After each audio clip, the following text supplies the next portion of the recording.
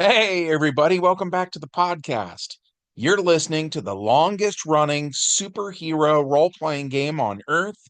I'm your host, the Game Master, and today we're continuing our series of games set on Earth H. And specifically, we're going to be discussing the Our Worlds at War event as it happened on that Earth. But before we get into that, smash like, make sure you're subscribed, and leave a comment. We've got an awesome community here, and that's thanks to you. So thank you so much for being here. So without any further ado, let's dive in. The prologue to this one takes place in space in the year 2001, where the planet Pluto has gone missing. Superman thinks he has located it, but it turns out to be Warworld. There is a self destruct countdown taking place, so Superman leaves before the timer reaches zero. As Superman is flying through space, he encounters Kyle Rayner, one of the newest members of the Green Lantern Corps, and he is being attacked by the Sinestro Corps. So Superman intervenes and the Yellow Lanterns retreat.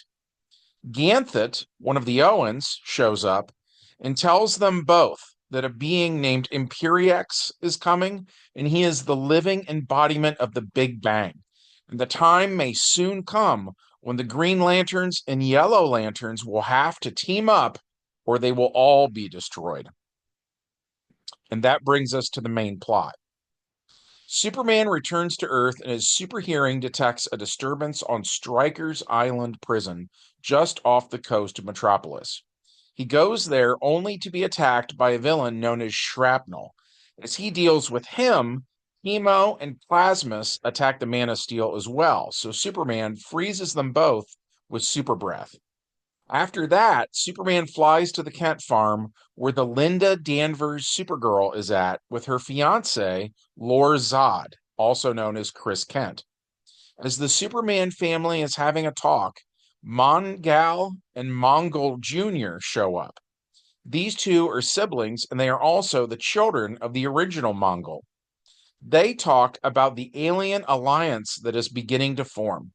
Mongal then trains Supergirl to fight better, while her brother teaches Chris Kent how to fight at his maximum potential. They also use an alien gadget to max out the yellow sun radiation in their bodies. Mongol says they'll need it if they are to defeat Imperiex. Superboy and Supergirl ask who Imperiex is, and Mongol explains. As he does that, Graven, the son of Darkseid, as well as the red, Hulk sized alien known as Massacre, seek out the White Lantern. They tell him about Imperiex, and then they meet with more characters like Maxima and Starfire. After Superboy and Supergirl are done training, they check in with Young Justice. The Linear Men then show up and transport Young Justice to Warworld, which did not self destruct after all. Instead, it was a trick to get Superman to leave. As it turns out, Brainiac 13 is there, and he had created an army of red tornadoes to use like stormtroopers. He believes this machine empire is threatened by Imperiex, who he calls the Great Disruptor. At that same time, Clark Kent Sr. and Clark Kent Jr. fly into space, where they think they are fighting Imperiex. And this villain is tough, but the two Supermen defeat him only to discover it was just a drone. The real deal, Imperiex Prime, is far more powerful. More of these sinister drones scour the universe, and one of them comes to the planet Kalanor, home of Despera, daughter of the late Despero. Everywhere, more drones attack Daxam, Almerac, and Tamaran. Adam Strange teleports from world to world and sees all of this happening. Then he returns to Earth and tells the president, who then enacts Article X, which is what FDR used to draft all the world's supers into the All-Star Squadron during World War II. The president also has Doomsday transported to where Imperiex Prime is, but Imperiex Prime has an energy blast in the 236 through 240 AP range. So he destroys Doomsday in a single blast. Not one particle of flesh remains. Meanwhile, Superman Sr. and Superman Jr. are summoned to the planet Apokolips, where they are greeted by Darkseid, who shows them a suit of power armor called the Entropy Aegis, which bears Superman's logo on its chest. Darkseid says they built it out of the dead husk of an Imperiex drone, threw in some technology from Apokolips, and now it will bite the hand that once fed it. It is anti-venom on a cosmic scale, and it is Superman's to wear. The two Supermen take the armor and leave. Then Apokolips is transported to where Earth is, and Darkseid goes to the White House. The leaders of several other worlds are here too. The White Lantern shows up, and Darkseid remembers their fight from 30 years earlier. Just then, Brainiac 13 hacks a gadget that belongs to LexCorp, and it fires at the planet Apokolips. Darkseid's forces mistake this as an attack from the humans, so Earth is swarmed by parademons.